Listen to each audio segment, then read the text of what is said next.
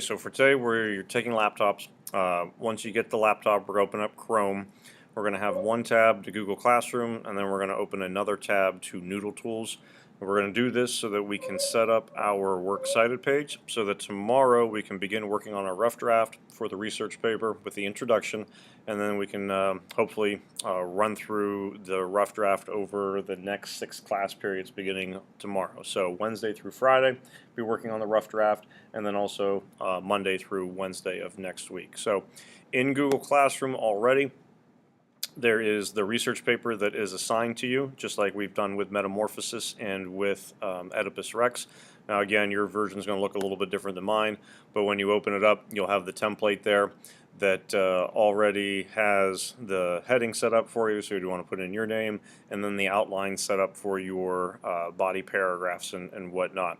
Tomorrow, the plan would be that we would be doing the introduction. You might be using some note cards. If you do, it'd probably be more of an opening statistic or fact that you would want to try to get across to someone.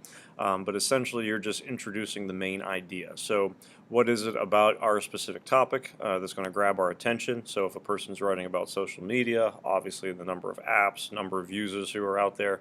Driverless cars are, attention grabber might be how car technology is continuing to change over the years, and now driverless cars are the next thing. So you want to kind of think about what is the attention grabber, what's basically the significance about my topic that is going to grab people's attention. You're going to provide some background, about 3 to 4 sentences about just general background about the topic. Again, what do we mean when we're talking about medication with ADHD, legalization of marijuana, or getting rid of homework within high schools and things of that nature. Then that's going to lead into tomorrow for our position statement. Keep in mind when it comes to the position statement, you are not going to be using the words I believe, I think, I feel. I don't want you to use those things. I want you to focus on being able to write your position without using that phrase. You could write a sentence that starts off, I think, and then simply delete it. So I think that marijuana should be legalized for recreational and medical purposes.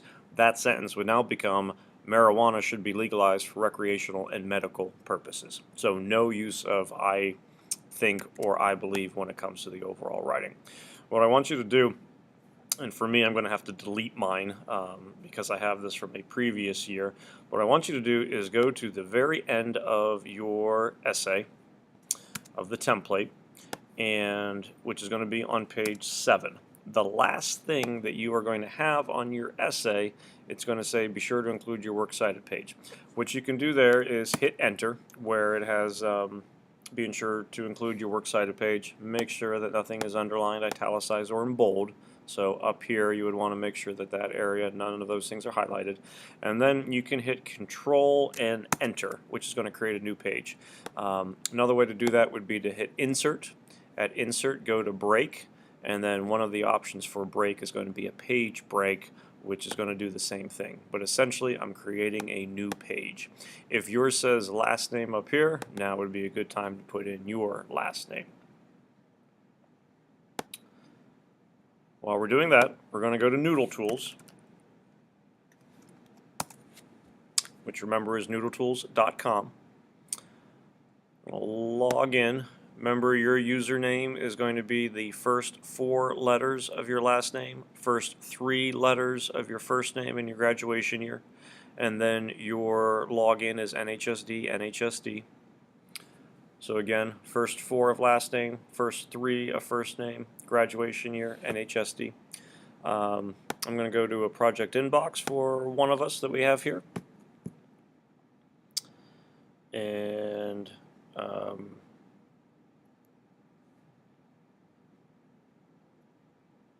doesn't matter who's I'll take a look at. We'll do I'll take a look at Nate's here.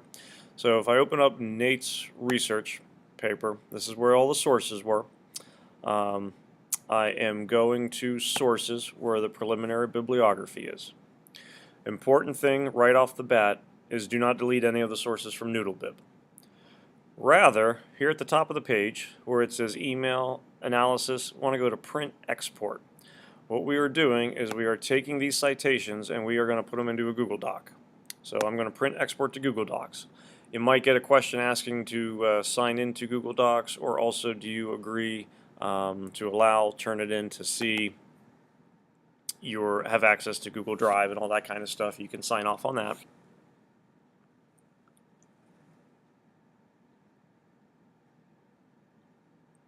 After a little bit, then it'll open Google Docs. It's an untitled document,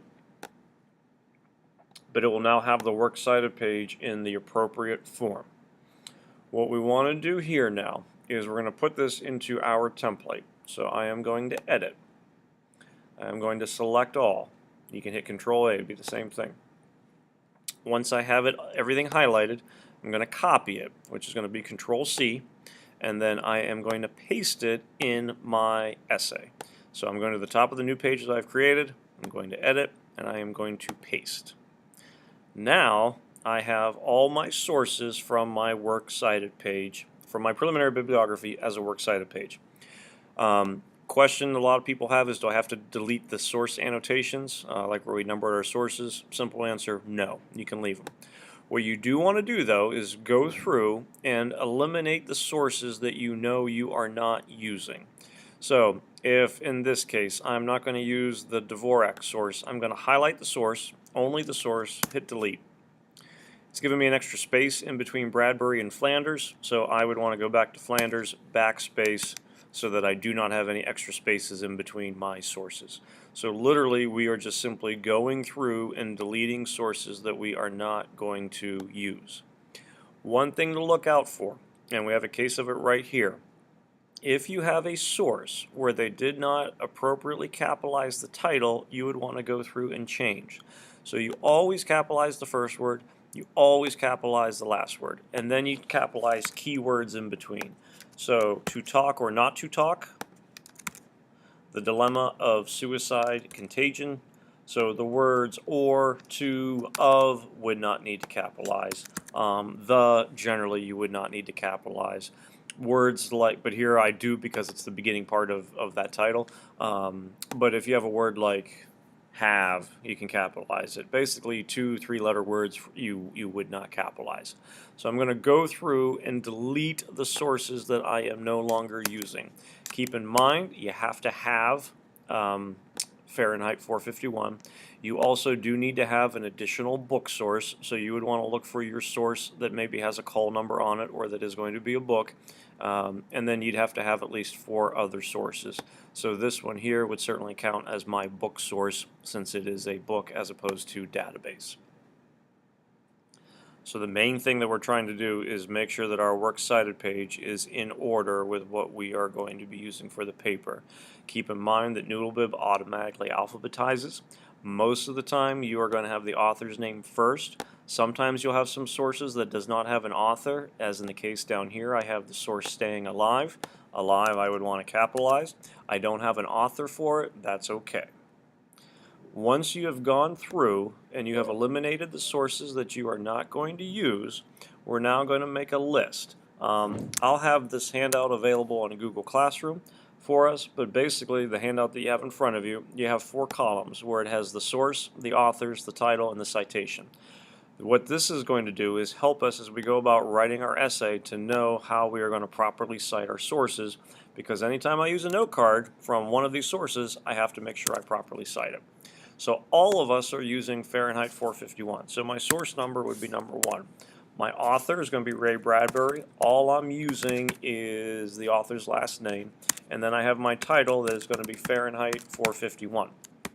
If I have the author, when I go to create my citation, within parentheses, I'm going to have the author's last name. Because it's a book, I have to add one more thing. I can't just have Bradbury in parentheses. I would have to have a page number. So I'm just going to put a random page number. Remember, you have page numbers on your note cards from Fahrenheit 451, but I'm just going to put a sample page number so that I know not to forget that there is a page number that would have to go with my citation. So anytime I use something from Bradbury, I'm going to make sure that I have a citation within parentheses that has the author's last name and the page number. It would also be a good idea to put a period after your citation reminder here, just to remind yourself to make sure you have the period after the citation as opposed to it being in front of the citation. So for all of the sources that you are going to use, you would want to go through and put them on your chart. So for my next one, it's going to be source 7. All right, I know my author's last name is Flanders. Obviously, I'm typing mine where you would be writing it. And then I have the book title, which is going to be Suicide. Notice I actually have two I have two authors. So if you have two authors, you do want to include both of them.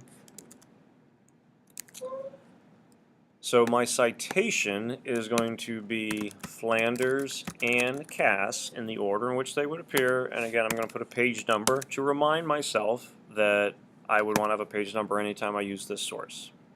So when we're writing our essay, and if my note card says source 7, I know that this is how my citation should look, obviously with the page number kind of varying. Now, there are going to be some sources that don't have page numbers. So for example, this next one, which I have is source number 4. Author's last name is Clute. The title, and I'm just going to copy and paste it. Again, you have to write it. When you put in the title, if whatever the punctuation of the title is, you want to include. So because there are quotation marks around this title, I need to make sure that I include those quotation marks. Now, for this source, anytime I use source 4, I have the author. I do not have a page number because it's an online database.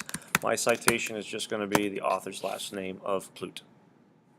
So anytime I use source number 4 on a note card, this will be what my citation is, nothing else. Still have the parentheses, still have the page number. Some of us, maybe not necessarily everyone, but some are going to have sources where you do not have an author. So for example, source number 9, source number 10, these would be two where I do not have an author. So for source number 10, I would put in source 10. I don't have an author. I'm going to put dashes to remind myself that I didn't just simply forget to put the author's name, but I know that I do not have one. And then I am going to put in the name of the title, which is Staying Alive, Suicide. Again, I have the quotation marks going around it. If you have a source that does not have an author, you would put the name of the article in the parentheses. However, this would be incorrect because I need to make sure I have my quotation marks around it. So I would be going Staying Alive, Suicide. Since I don't have an author, I don't have to have an author's name. Since I don't have a page number because it's an online source, I don't have to put a page number for the citation. This says page 13, but I did not look physically at page 13. I was looking online, so I'm not going to include that page number. Should you, for some reason, and I don't know if any one of us does in class, but let's say this was a book, so it is Staying Alive, it would be in italics as opposed to having the quotation marks. If I had a book source that did not have an author, I would put the title in the parentheses. Again, it would be italicized because that's how the rest of it is. And then in this case, I would have to include a page number. So should you have a book that does not have an author, you would put the name of the book and you would put the page number. Otherwise, you would want to make sure that you are putting the title of the article appropriately in your sample citation. You will have some people tell you can only put you only have to put the first or second word of an author in the citation. Keep it at the full title if you don't have the author, simply because you're probably going to have a lot of sources, in this case like suicide that's being mentioned, that are going to be very similar with one another, so you want to make sure that you can clearly identify what the title is going to be. Take a look to see if you do have any multiple authors, as we did with source number 7. Include both of those. But if you can come into class tomorrow, having your works cited page set up so that you in your Google Doc, and then you know what your source numbers are, your authors, your title, and your citations, how they're going to look, that's fine. If you just want to put this on a piece of paper as opposed to typing it out, I have no problems with that. But I want you to make sure that you have at the very least, your source number, and what your citation would look like, so that when you use those sources, you can have this sheet as a reference point for you as you're writing the essay. Because if it is a note card that's making it into the essay, it does have to be included, it does have to be cited in the paper. Papers that are turned in without citations will be returned, and they'll just simply be marked late until the correct format of the paper is turned in. All right. If you have any questions, make sure you let me know tomorrow. Feel free to send me an email as well. But research paper is available for you online. Tomorrow we'll start working with the template. Goal for the end of class on Wednesday is that we have the introductory paragraph taken care of.